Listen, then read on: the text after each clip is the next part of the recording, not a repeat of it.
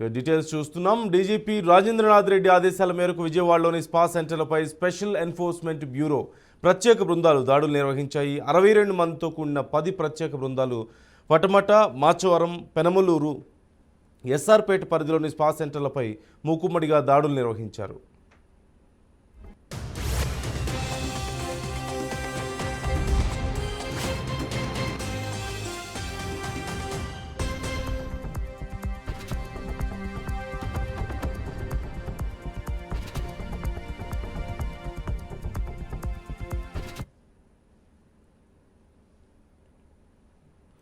ఈ దాడుల్లో స్థానిక మహిళలతో పాటుగా విదేశీ మహిళలతో సైతం వ్యభిచారం నిర్వహిస్తున్నట్లుగా పోలీసులు గుర్తించారు.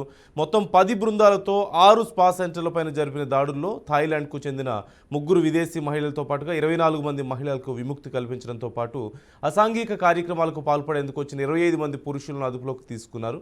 అదేవిధంగా స్పా సెంటర్ ముసుగులో అసాంఘిక కార్యక్రమాలకు పాల్పడుతున్న 5 నిర్వాహకులను అదుపులోకి తీసుకుని కేసు నమోదు చేశారు పోలీసులు. ఈ అక్రమ స్పా సెంటర్ల నిర్వహణను నిలువరించడంలో నిర్లక్ష్యం వహించిన అందరూ పోలీసు అధికారులపైన కఠిన చర్యలు తీసుకుంటామంటూ డీజీపీ పేర్కొన్నారు.